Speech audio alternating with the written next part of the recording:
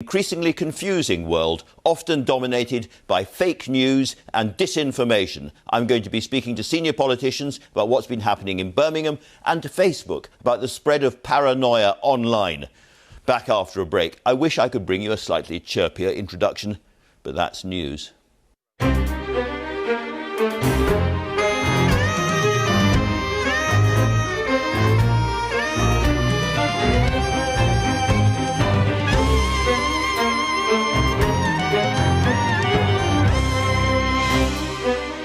Now, this morning I'll be speaking to the Foreign Secretary, Dominic Raab, to the Shadow Home Secretary, Nick Thomas-Symonds, and to Facebook's Vice President for Global Affairs and the former Lib Dem leader and Deputy Prime Minister, Nick Clegg.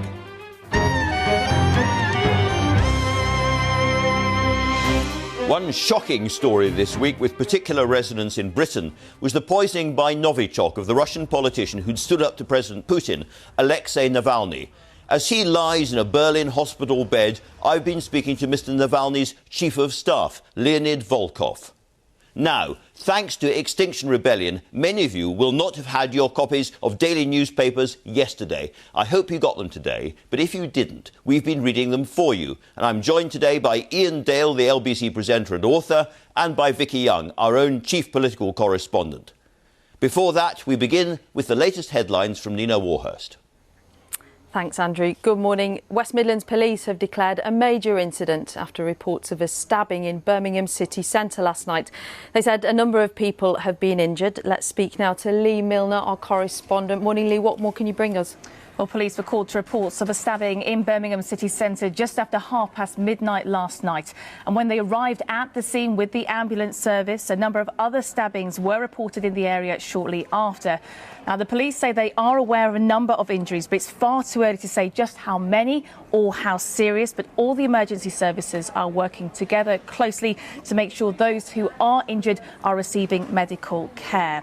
Now, it has been declared a major incident and work is continuing to establish exactly what happened and what may have caused this. Lee, thank you. Next, tougher coronavirus measures are being imposed in Bolton in Greater Manchester because of a rising number of cases. The infection rate is now the highest in England. The increase is being driven by a spike among younger people. Simon Jones reports. Everyone in Bolton must play their part. That's the plea from the local council as tighter restrictions are introduced. The infection rate has risen to 99 cases per 100,000 people per week, the highest in England, with people aged between 18 and 49 accounting for 90% of cases. Residents are now being told to only use public transport for essential purposes and not to mix with other households in any setting, indoors and outdoors, unless part of a support bubble. Although some restrictions are being lifted elsewhere, a ban on people from different households meeting indoors remains in most areas of Greater Manchester. The aim is to avoid a more draconian local lockdown like the one seen in Leicester in June. But there is a growing list of coronavirus hotspots. In Leeds, students are about to return to their studies and officials are worried young people are becoming complacent. Other areas added to Public Health England's watch list are South Tyneside, Corby, Middlesbrough and Kettering. Last week, restrictions on visiting other households were reintroduced in Glasgow. Extra testing is being promised in problem areas, but the think tank, the Health Foundation, is warning that the public don't think official coronavirus guidelines are clear enough, especially about who they can meet and where. Simon Jones, BBC News. Britain's chief Brexit negotiator David Frost has warned the European Union that the UK isn't scared of not having a trade deal with the EU at the end of the transition period. Lord Frost told the Mail on Sunday that Theresa May's government had its bluff called by the EU, but that Boris Johnson would not compromise. EU chief negotiator Michel Barnier said he was worried and disappointed about a lack of concessions from the UK. The Labour Party is calling for more robust COVID testing in airports, which they say could reduce the number of travellers who have to quarantine. The party say the current arrangements are chaotic and a dire impact on the travel industry.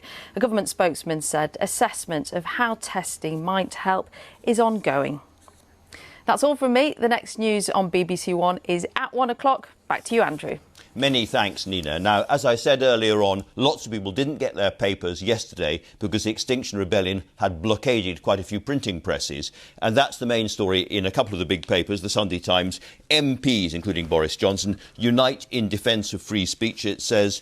And the Sunday Telegraph suggests that the Extinction Rebellion is facing organised crime curbs. In other words, new laws to crack down on what they're doing. And that paper in particular has a lot about the assault on free speech inside. The Observer has more or less ignored that story on the front page and gone for an interesting story arguing that COVID is now endemic in some areas of the country which are particularly deprived and have big BAME communities in them. And also they are leading on a story about Boris Johnson allegedly ordering his staff to be tougher with Keir Starmer after being bested by Keir Starmer in the House of Commons question time sessions. And then finally the Mail on Sunday here. This time we won't blink. They have a very interesting interview with David Frost, Britain's chief EU negotiator, and we'll be talking more about that in a moment. Vicky, before we get onto all of that, we are of course all back after the summer holidays and the break, and there's a lot of confusion, it strikes me, about where we really are on COVID. The number of infections is going down, but I walk around the streets and people are ignoring social distancing completely, almost everywhere I go. Yeah, I mean, I think the rules are confusing because obviously unlocking is much more difficult than locking down, isn't it? But what's really interesting is that the number of infections seem to be rising, but actually the number of hospitalisations and deaths are not. And that does seem to be a pattern in some other EU countries as well. Now, there are many reasons why people think that that is the case. Partly it's younger people who are now seem to be testing positive for COVID. They're less likely to get seriously ill from it.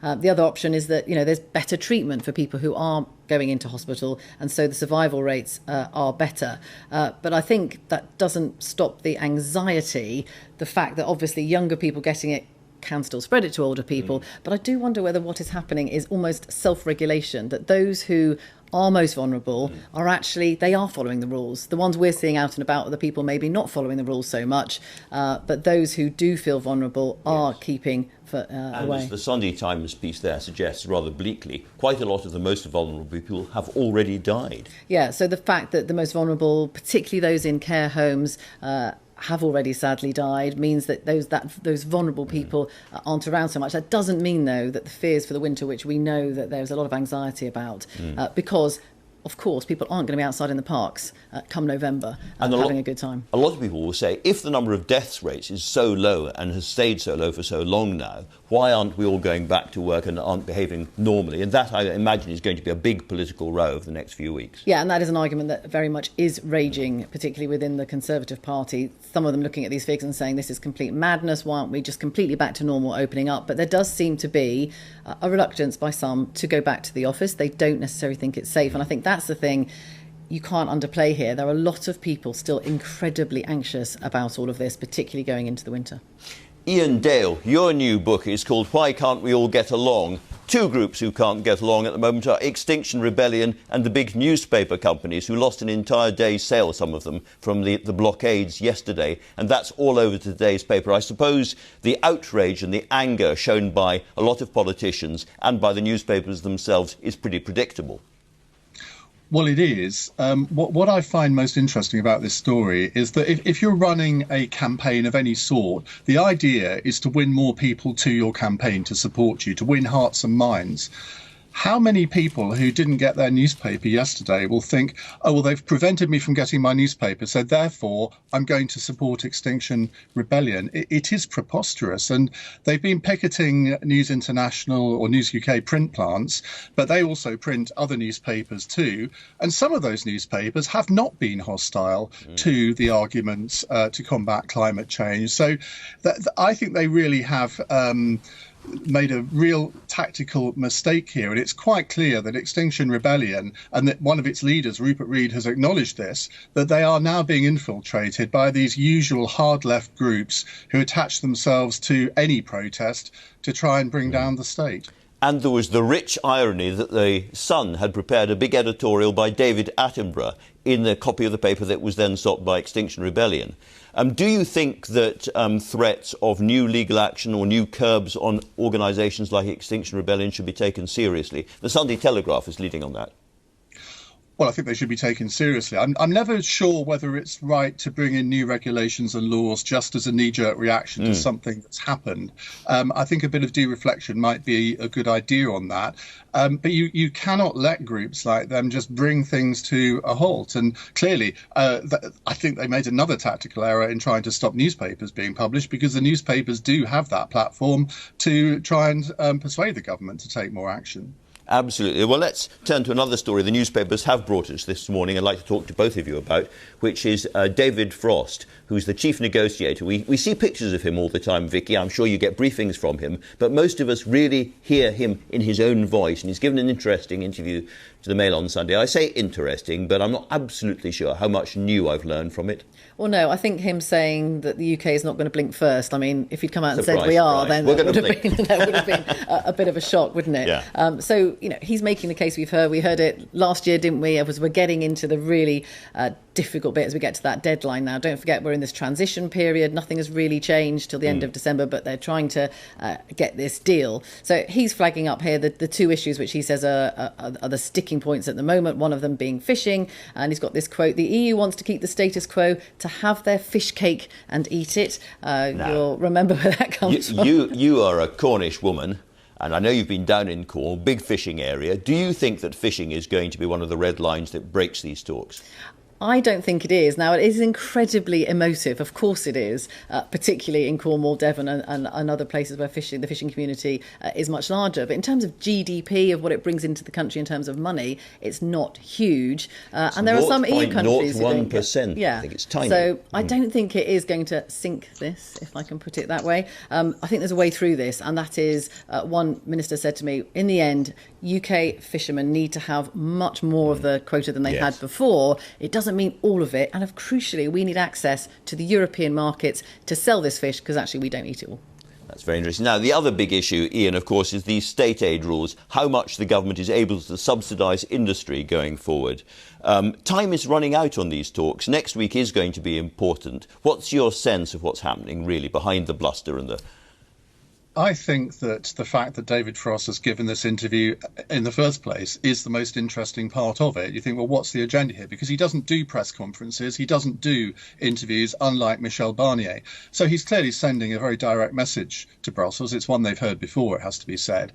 And there are three issues here to resolve: fishing, state aid and regulatory alignment. All of the other areas, I think, have been agreed. Now, I think what's going to happen here is a repeat of what happened with the withdrawal agreement. Do you remember that moment when Leo Varadkar and Boris Johnson met on the Wirral? And that was the breakthrough moment. And from then on, an agreement seemed possible. Now, Theresa May's people are very angry with this interview, with David Frost essentially saying that they blinked. And they said, well, actually, it was Boris Johnson that blinked. Well, we can all have our views on that. But in the end, the politicians, the European politicians, and Boris Johnson will intervene here. And so I hope, solve these last-minute issues. I'm still confident there will be an agreement by the 31st of December, but it's going to be the usual thing, last-minute negotiations between the political leaders. We should all grow our nails long so we can bite them in the last few days and weeks. Vicky, I mentioned earlier on this story that the Observer's got about Boris Johnson getting really, really badly needled by Keir Starmer and ordering his people to find more on him. Do you think it's something we can trust? I mean, possibly, although it does seem strange, given Prime Minister's questions, the first one back on Wednesday.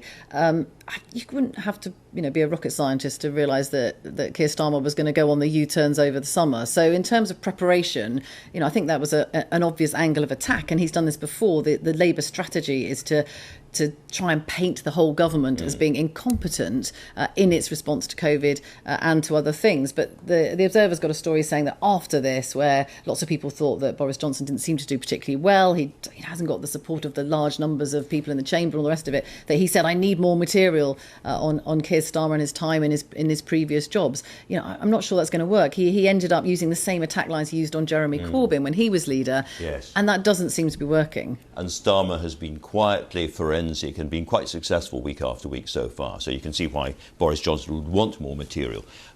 Ian Dale, the other big issue that we're all wondering about at the moment, of course, is what's going on in the American elections. And we're seeing Trump and the Democrats pretty close now. There's some very interesting pieces in the Sunday Times and Sunday Telegraph about what's really going on there. Trump's base supporters are still as fired up, confident and energetic as ever. Well, you look at the polls, and although Joe Biden is ahead, Donald Trump isn't that far behind. It's within the margin of error. And I think there are a lot of shy Trump supporters in America who just don't admit it to whoever. It's a bit like we have shy Conservative supporters in this country in some elections. So I don't think this is over at all. And we may look at America and think, well, how could anyone think of voting for Donald Trump? But I don't think we understand the psyche of the American voter, or certainly the voter in Middle America. Now, the best story, I think, in the Sunday papers today is this one by Ben Riley-Smith, the Telegraph's US editor. He's got leaked documents from meetings between Boris Johnson, Theresa May and Donald Trump. And if you want to read anything in the papers today, read this one story. It confirms all your worst suspicions, I suppose, about the way Donald Trump conducts his international diplomacy. It shows how Theresa May was incredibly frustrated in her dealings with him, where she could not interrupt him. She'd literally say, Donald, stop talking. Ian, I'm afraid I have to interrupt you because we have run out of time. But very good advice for everybody watching. Thank you to Ian Dale and to Vicky Young. Now then, to the weather, really pretty good. The best thing about September's those days of bright blue skies with just a little nip in the air, the best moments meteorologically of the entire year. In my humble opinion, it would be good to have a bit more of that. Over to Thomas Schaffnacker in the weather studio. Thomas. Hi, Andrew. OK, no problem. I'll sort that out for you. Nip in the air. The opposite, actually, this week. It could turn a little bit warmer, maybe even in the mid-20s by the time we get to Wednesday. Today, we've got sunny spells, a few showers around, but on the whole, it's going to be a dry day for most of us, at least. But you can see clouds across the UK drifting out of the North Atlantic. So, yes, there is a bit of a nip in the air today across Scotland. The north coast, they're only around about 12 degrees or so. Also 14 on the North Sea coast, but to the south, around 20 or so. And a few showers scattered across England and Wales. Even the possibility later in the day of a thunderstorm, isolated one in the south. Tonight, it's dry across England and Wales, but rain is expected in Scotland and Northern Ireland. And whether you're in the south or the north of the country, temperatures will be more or less the same, around 10 degrees in most major towns and cities. Here's the weather map for Monday. High pressure to the south, keeping things settled for folks in the south of the UK, whereas the rest of us, more of a breeze here, Atlantic clouds, and also some rain there for western Scotland, around the Lake District, into Lancashire, maybe western Wales too. But East Anglia and the southeast, there should be some decent sunshine there on Monday, with highs up to around 22. And then Tuesday and Wednesday looking a little bit warmer. Andrew, back to you. Well, that's pretty fair. Now then, Facebook, that giant of social media, was widely criticised for not doing enough to clamp down on disinformation, fake news and wild conspiracy theories in the last US election. Now Mark Zuckerberg says there could be even more this time. So what are they doing about it? I'm joined now by its Vice President of Global Affairs and a familiar face in Britain, Nick Clegg, the former Deputy Prime Minister and Liberal Democrat leader. Nick Clegg, welcome. What are you going to do about it this time round? A bunch of new things. As you quite rightly said, not only was Facebook sort of deemed to be asleep at the wheel in 2016, I think no one really knew at the time that the Russian interference, which subsequently came to light, was happening at the time. And since then, there have been huge changes in the industry generally, but in Facebook in particular as well. You now, for instance, can go onto an ads library. It's pretty unique in the industry, and you can see exactly who's running which political ad, who's paying for it, who it's being targeted at. The company has employed over 35,000 people to root out misinformation. We're eliminating millions of fake accounts now on a daily basis going forward, because the election in November, as you know, is really a totally unprecedented one, taking place at the time of the pandemic.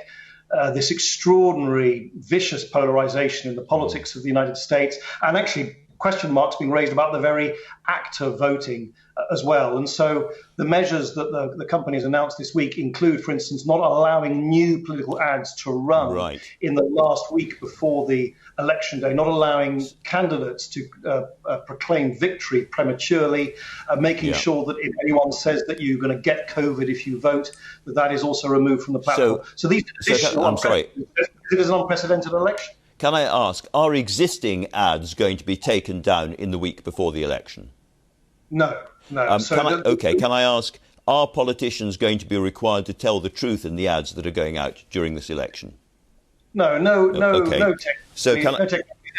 tech companies ever sought to vet. It doesn't happen in the UK either. Are you going to fact check ads in this election? So ads from PACs and super PACs, yes, but the words that come out of politicians directly, exactly by the way, like US broadcasters, under US law, US broadcasters are not allowed by law to vet the accuracy of what politicians say themselves. Okay. And no one tried it for the simple reason that you know this very well. I know very well. Politicians always exaggerate their own virtues. Lying, you were about to say, I'm sure. I was going to say, your speech is always full of caricature and selective statistics. The idea that a tech company should be the sole sort of nonetheless, accuracy is not what we think sensible. I'm sorry to jump in, but nonetheless, if you're not stopping existing ads and you're not really fact-checking what politicians are saying, you can see why some people think that Facebook is still not doing nearly enough. For instance, Twitter is banning all political ads. Why can't you do that? Well, if you were to ban all political ads on Facebook, I'll tell you one class of politician who would be extremely happy, and it would be incumbents.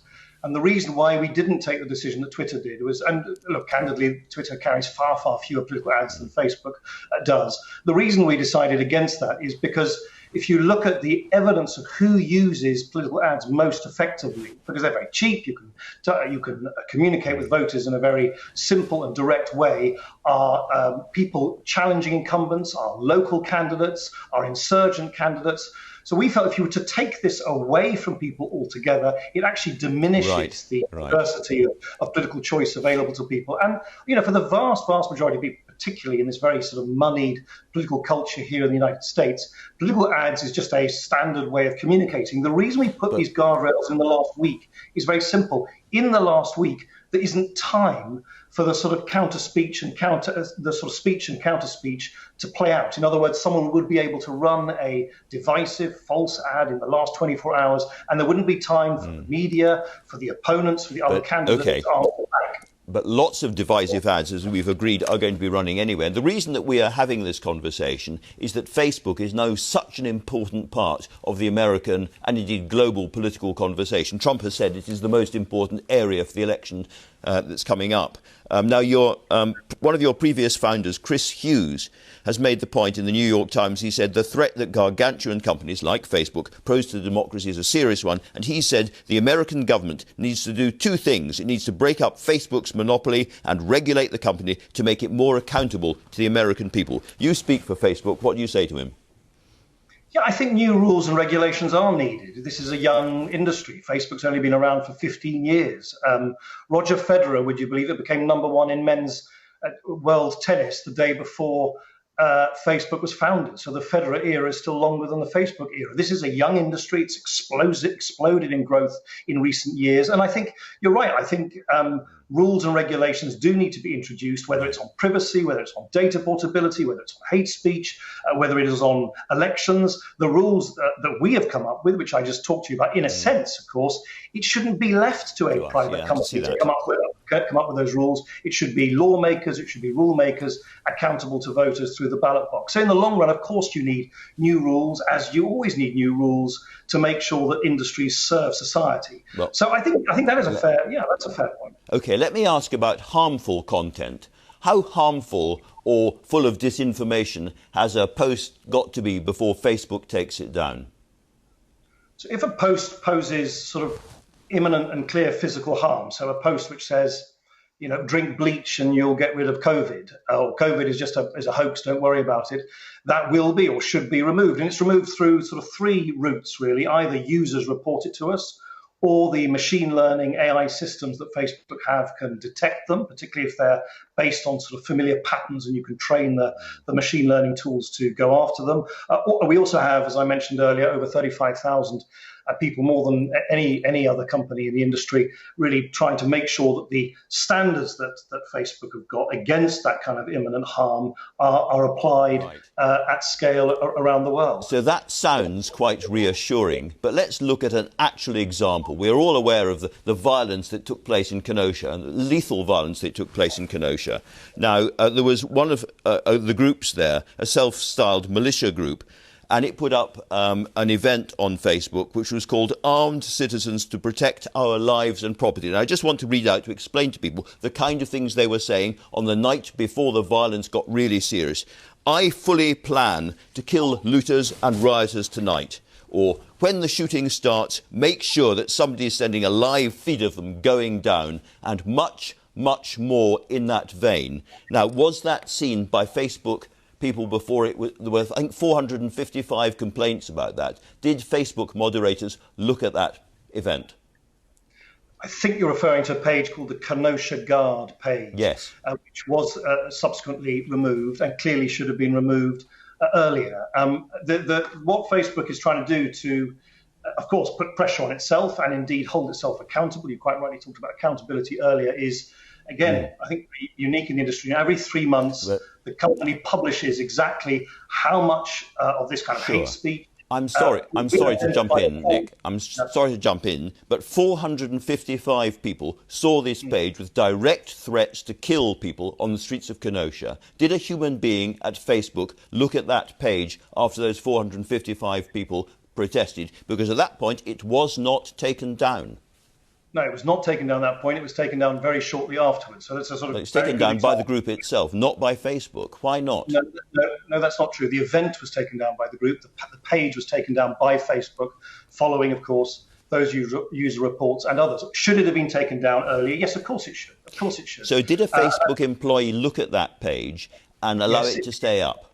No, because these things get enqueued. Look, as you can imagine, the scale of this is extraordinary. There are around 115 to 115 billion messages conveyed on Facebook platforms around the world. The apps, whether it's WhatsApp, Messenger, Facebook, Instagram, are used by 3 to 4 billion people around the world. So the volume of this is enormous, and there are sorts of systems which enqueue them. And in this case, the team did not get to that page as quickly as they clearly should have done. That's precisely the kind of thing which, quite rightly, people put pressure on Facebook to improve. It was removed by Facebook. Was it removed quickly enough? No. Is it the kind of thing that should not be on the platform? You're right, it should not be on the platform. Well, let's talk about something else that probably should not be on platforms, which is the whole area of conspiracy theories and disinformation. People will be perhaps familiar with the name QAnon, which, to be absolutely clear to people, is a group of conspiracy theorists who seriously believe that there's a Satan-worshipping group of paedophiles running a global child sex trafficking ring plotting against President Trump.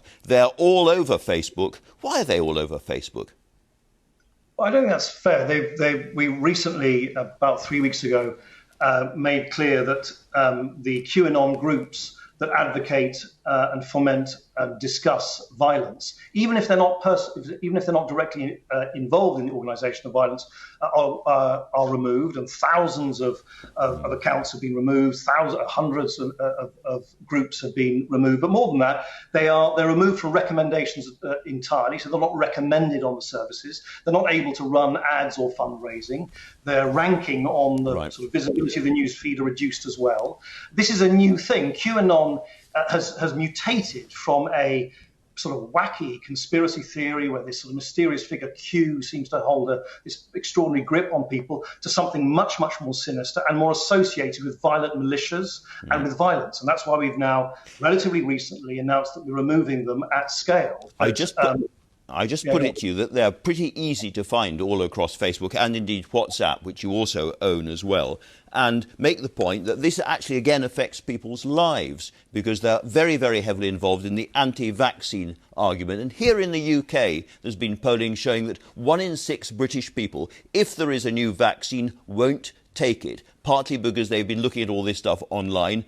There's a very well-known example, which I'm sure you're familiar with, a chap from Florida called Brian Lee Hitchens, and he and his wife Erin were looking online including on Facebook, and they decided that coronavirus was a hoax. So they didn't take the precautions, and now his wife Erin caught coronavirus and is dead.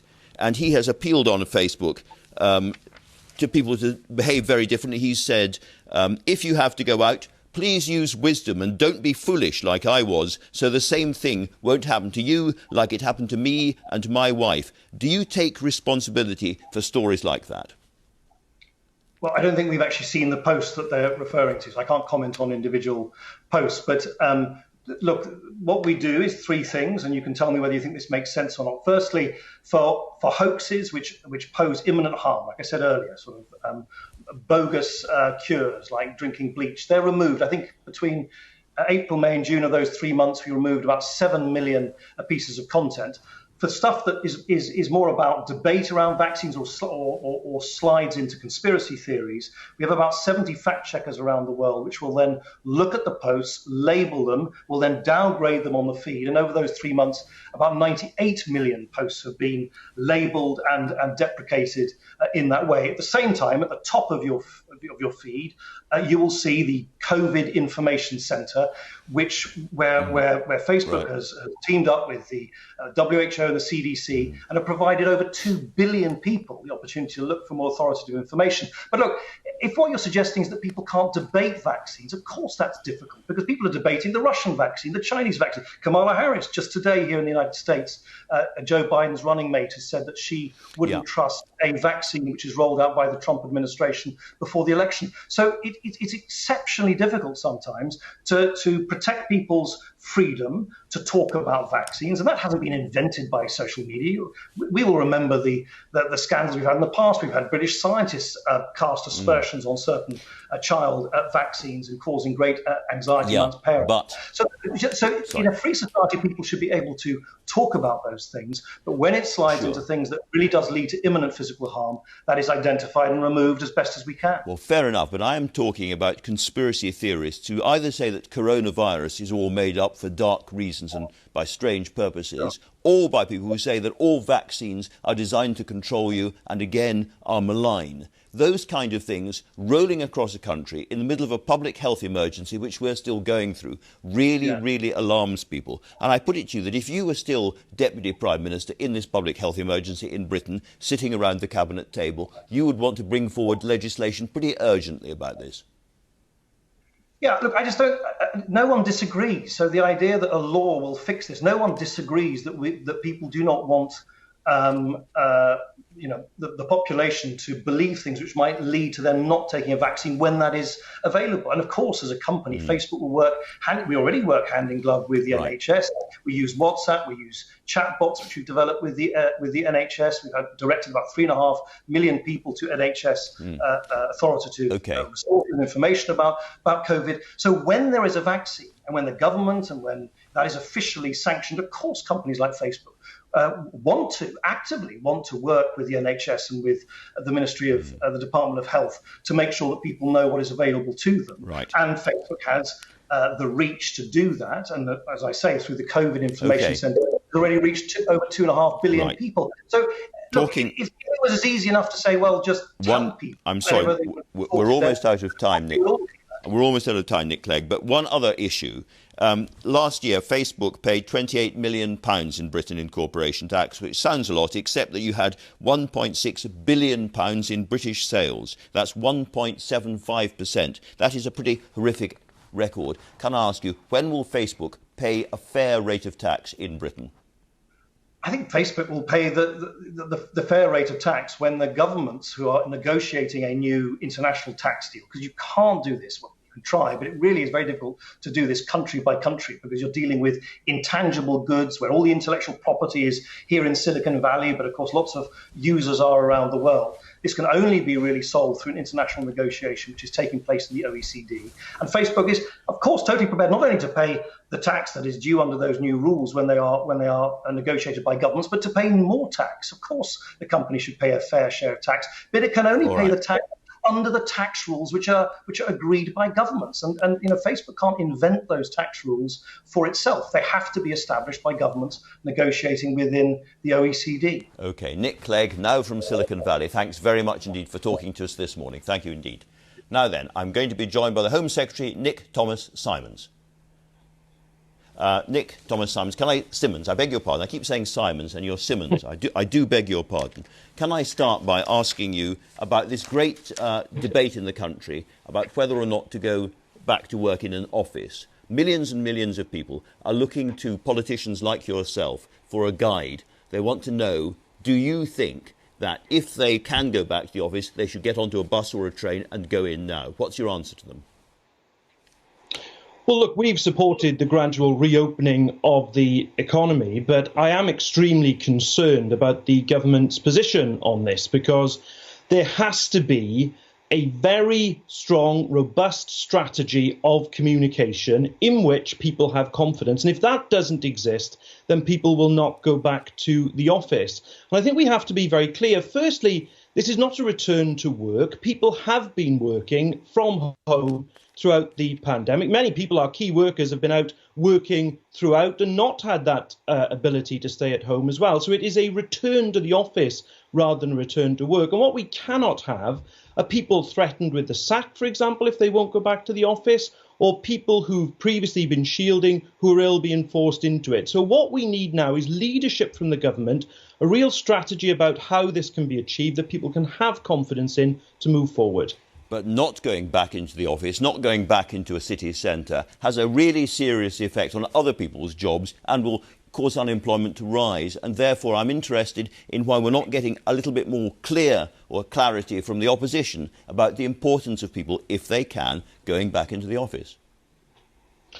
Well, you have had clarity with respect, Andrew, because we support this gradual reopening, and you're absolutely right to highlight that people who are in the office spend money in businesses that are close to that office for lunch, for other shopping trips and so on. So we see that. But the point I'm making to you is to achieve that aim, to make sure that we do all we can to reopen the economy, you must have a strategy in which people have confidence, because without it, they won't go back to the office. And this is where the government really has to step up to the plate. There's no point just leaving this to employers, leaving this to people without any sense of what's actually going to happen and how this is going to be done safely. The government needs now to take leadership to make sure that this now can be done safely as we move forward reopening the economy. It's not just office workers, of course, it's university lecturers and indeed students. Now, recently, Joe Grady, who's General Secretary of the University and College Union, said moving 1 million plus students around the country is a recipe for disaster and risks leaving ill-prepared universities as the care homes of a second wave. Do you agree with her? It sounds alarming. Well, it is clearly a huge logistical exercise to move 1 million people, and that's what we're talking about in terms of students. But I'm afraid there is a running theme here with the government, because there has to be a strategy and plan in place, whether we're talking about a return to office, whether we're talking about care homes earlier in the year, whether we're now talking about universities. And what we need obviously going forward is to ensure that we do have the test, track and isolate strategy properly set up. I mean, I can remember the Prime Minister promising this world-beating system, promising it be ready by the 1st of June, I think was a date mentioned by him at one point. That really must be the focus of the government, to ensure that people can now return to their university studies, because we obviously want to see that, building on the return to school, but ensuring that there are measures in place. We do deal with what is the new normal in terms of the coronavirus, and that if there is an outbreak, it can be dealt with extremely quickly. That's why that test strategy is so important. You mentioned testing. Let's turn to airports, which is a really controversial issue at the moment. Now, the government says that if you simply introduce testing for everyone coming into British airports, which is what a lot of the industry wants, and I think what the Labour Party wants as well, 97% of people might be missed. 93%, I beg your pardon, of people might be missed. Because if you're sitting beside somebody in a plane and they've got coronavirus and you get off the plane, you won't be caught by testing at that point and you will develop it later on. So what's the point in changing the system? Well, the point is, it isn't just about a test at an airport, which, as you quite rightly say, I think the rate would be around about 7% of cases that could be discovered. What I've suggested to the Home Secretary in a letter today is a 2-test system that takes away the need for a blanket 14-day quarantine. That's supported by international experience. Iceland, for example, has a system of a test on arrival. 5 days then elapse, there's a second test. If they're both negative, the quarantining can end. And there's also evidence here that if you look at a test at the airport and a subsequent test, say at 5 days, the figure rises substantially to around about 85%. There's some modelling to say that. It gets to 95% if you go up to 8 days. So the point is this. It isn't about a sole test at the airport. It's about a two-test system that if the government had it up and running, it would take away that need for the 14-day quarantine, the blanket policy. We're again running out of time, and I'm sorry, but last week we saw a daily record for the number of migrants coming across the Channel, 409 in one single day. Now, you have said that they should be dealt with more compassionately and there should be a safe passage for them. What do you mean by a safe passage? Do you agree that there should be British outlets in France where people can apply for asylum there and then come across by Eurostar or in a conventional way? Is that what you're suggesting? Well, I'll give you two specific examples of safe routes which the government could deal with immediately. Firstly, the Dubs Amendment, which, as you will recall, Andrew, was about what everyone expected to be 3,000 unaccompanied children that this country would assist. That was closed down by the government with less than 500 accepted. That shouldn't have been done.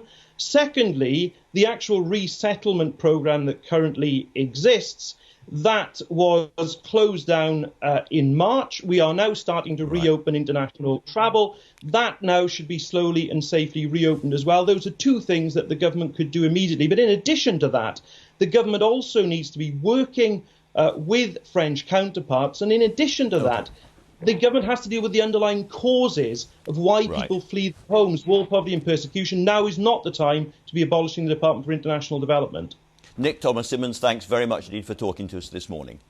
Now then, even if more politics than you fear, Politics Live with Joe Coburn returns from Monday until Thursday next week, starting at 12:15 tomorrow on BBC Two.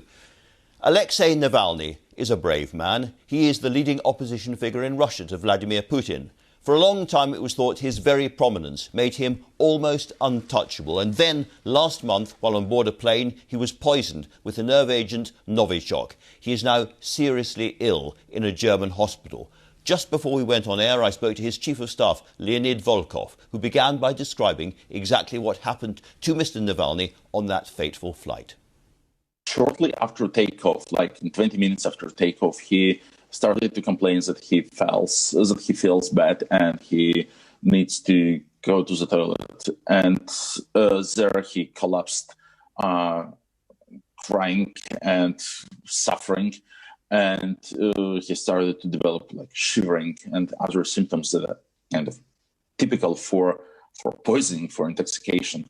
The team of that flight took the decision to make an emergency landing, which efficiently saved him, because otherwise, if they wouldn't go for an emergency landing, he would probably die there on board the plane. Now, your team has accused the Russian state of involvement. How certain are you that President Putin was involved in this? I'm certain 100%. I have no doubt after what the German government has said and after what German medics have found out. Given the fact that it was like Novichok, the poison you can't really buy in a drugstore, a poison that was developed within a Russian government program and was already used by the Russian government. Of course, I'm not saying that Mr. Putin personally poisoned him, but Mr. Navalny is Putin's political enemy number one.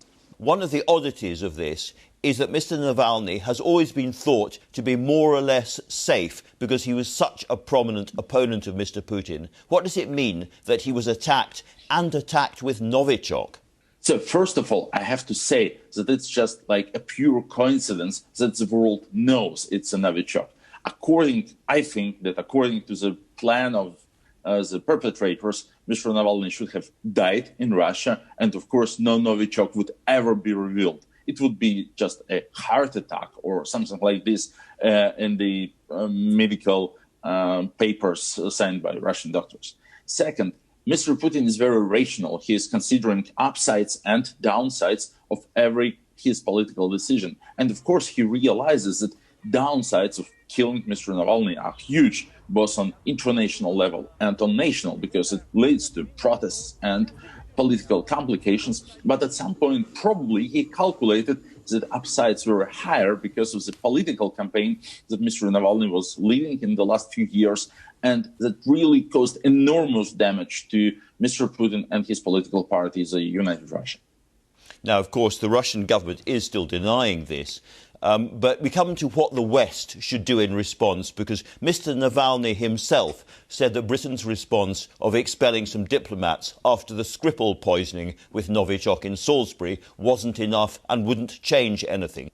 Well, I would say that the only thing Mr. Putin and his friends really care about is money. And the only way to make it painful for them is, of course, to start taking measures against their assets. They have enormous assets in the West, and I would say that the most efficient answer would be if the West finally starts doing something against, like, Russian, against Putin cronies and lieutenants who buy palaces in France and apartments in Belgravia. What about the fact that the West still treats Russia very much as another normal country, part of the World Trade Organization, hosting big sporting events? Do you think the West should be looking at those kinds of things as well? Yes, the line has been crossed. Putin can't be treated as a representative of a normal country anymore. I mean, the country is normal, Putin is not.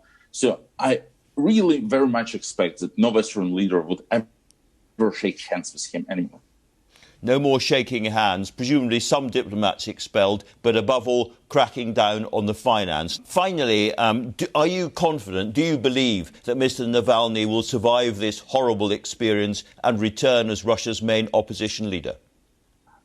Of course, I hope so very much. And of course, we expect this, but the German doctors are still not giving any firm forecast. So we really have to hope and pray here. Mr. Volkov, thanks very much indeed for talking to us today. Thank you so much. And I'm joined now by the Foreign Secretary, Dominic Raab. Before we talk about this, Mr. Raab, can I ask you about Birmingham, what we know? There's been some stabbings. It sounds a serious incident. Do you know any more? Good morning, Andrew. We know it's a very serious incident. Our thoughts and prayers are with the victims and their families. I think at this point in time, we don't know too much. Ask you then about the interview we've just heard with Mr. Navalny's chief of staff. Mr. Volkov was very clear there needs to be a real change in direction and a change in steeliness, as it were, with our attitude to Russia. Do you think we need to start down cracking on Russian money in London and expelling more diplomats as a result of what's happened? Well, just picking up from that, I mean, we at the UK did lead the response to the 2018 attack on Salisbury, which used Novichok, the same thing that has been used in relation to Navalny. We saw Russia expelled from the G7, well, then, as it then was the G8, and all the other measures. Since then, we've also, and as I think I've discussed with you before, we've introduced Magnitsky sanctions, which was inspired by the Russian whistleblower Sergei Magnitsky, which allows us, in relation to human rights abuses, to impose visa bans and asset freezes.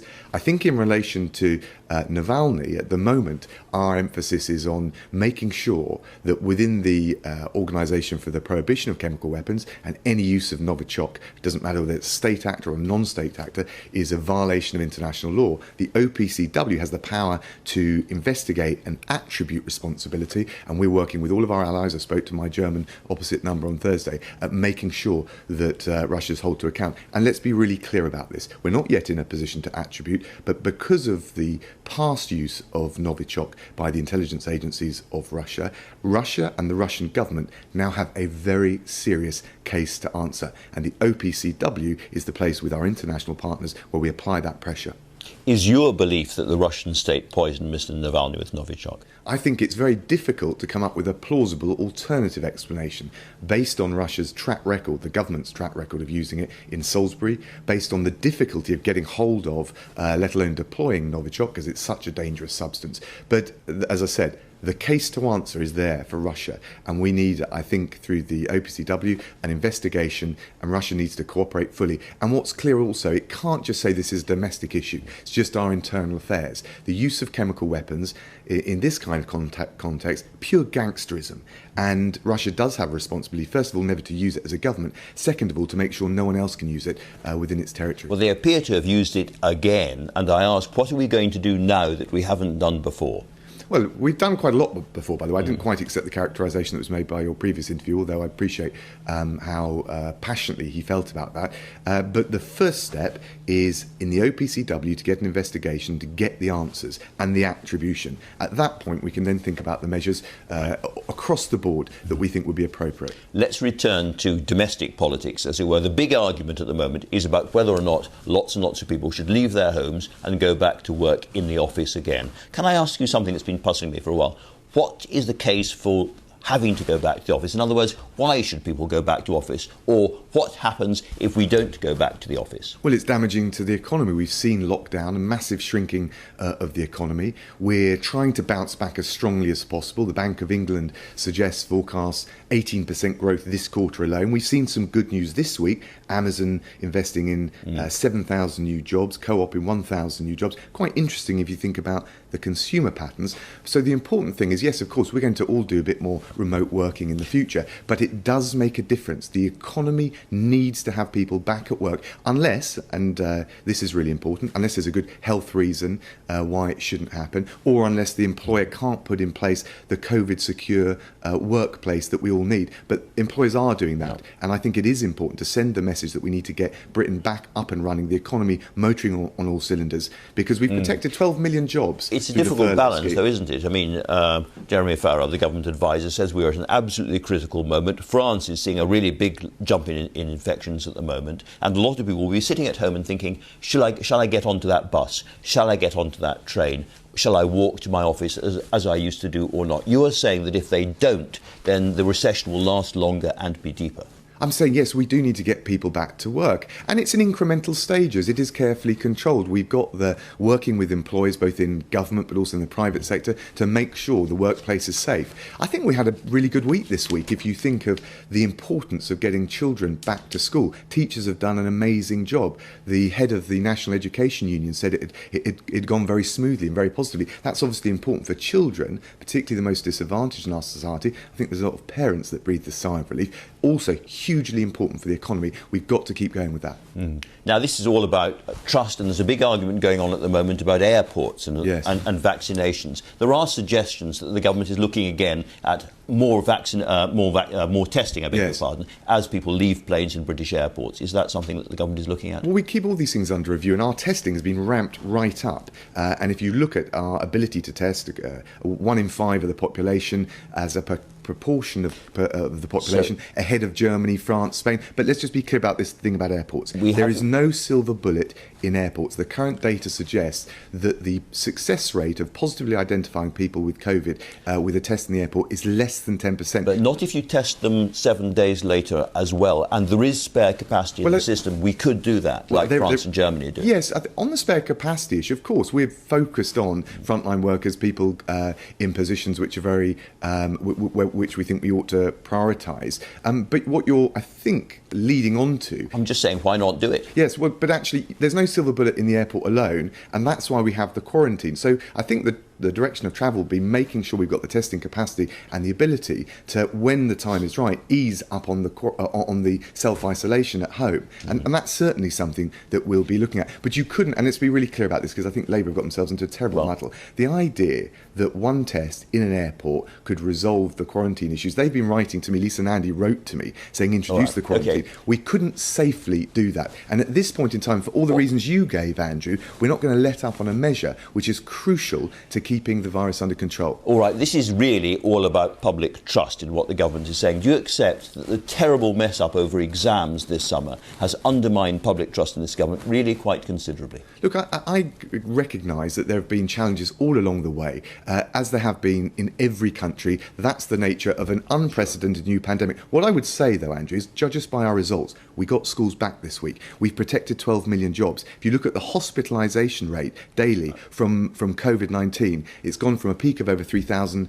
per day to 100 per day. We are making steady progress every day. Yes, we've had to track, to be agile about our policy interventions, but that's how we've delivered the results. I think the thing that really unsettled people when it came to the exam issue was that you had so much warning ahead of time. You saw what had happened in Scotland, and on July the 11th, the Education Select Committee said that Ofqual's model risked being unfair to disadvantaged pupils, which is what happened. You had the information and you still went ahead. Why?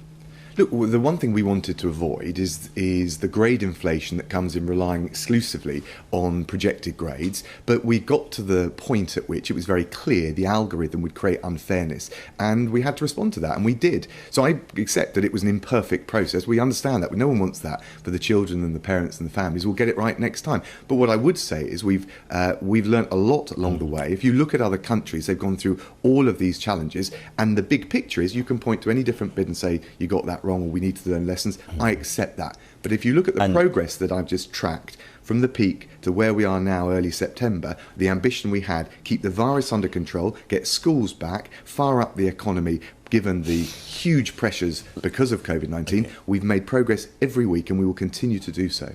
Let's turn to Brexit. Time is running out. How important is the week ahead? I think it's really important. It's a wake-up call for the EU side. We've got to a position where there's only 2 points really that are holding us back, but we can't accept that the EU will control our laws. That's the reason we're leaving. No other country goes into free trade negotiations with the EU or with anyone else on that basis, and the EU wouldn't accept that if we insisted on it. So you say it's the EU's fault, as it were. Michel Barnier says the UK has not shown any willingness to seek compromises on fisheries, has refused to engage on credible guarantees for open and fair competition.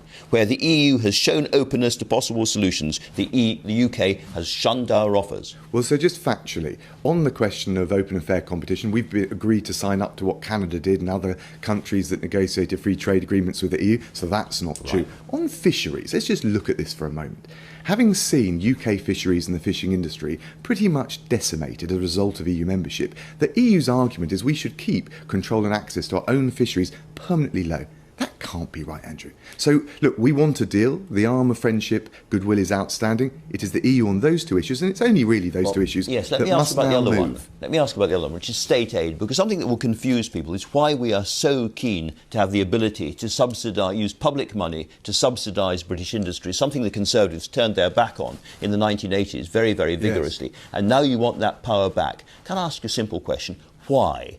What do you want to do with it? So as a former competition lawyer, that's how I started my career, I know that from the free marketeers to people that take a more interventionist approach, it is an absolutely critical element of policy making. And so whichever side of the debate you are on in that, it must be right for the people watching this show to know that their elected representatives are responsible for it. It sounds at the moment as if we're not that close to a deal. There's still, time is running out and all the rest of it. So let me ask you about what happens if there isn't an agreement. Yes. The road haulage industry and the logistics industry and people like that have been really, really concerned about this. Yes. They've written for meetings with the government and they say, for instance, Rod Mackenzie of the Road Haulage Association, he says that there will be a disaster area with rocket boosters on unless the government gets a grip of this very fast indeed.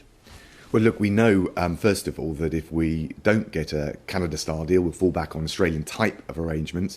When we approached this point previously in the negotiations before, we'd always had understandings, whether unilateral on both sides or through an MOU, that, for example, HGVs and the flow would be dealt with, so you'd mitigate some of the potential pressure at the border. And because of the not just contingency planning we've done for Brexit, but also for COVID-19, we're in a much stronger place to try and ameliorate that risk. But the truth is, we'd much rather have a deal, and that's why we're continuing these negotiations with the EU. And of course, all of those damaging impacts would be the same on the other side, if not greater. So the common sense is to come to a reasonable compromise in the way that we've proposed. And I think that would be good for both sides, win-win. Do you think if there isn't an agreement at the end of this and we run out of time, yes, actually we will be going back and talking to the other side in due course in a few months' time, and conversations will restart again, despite the deadlines, despite the...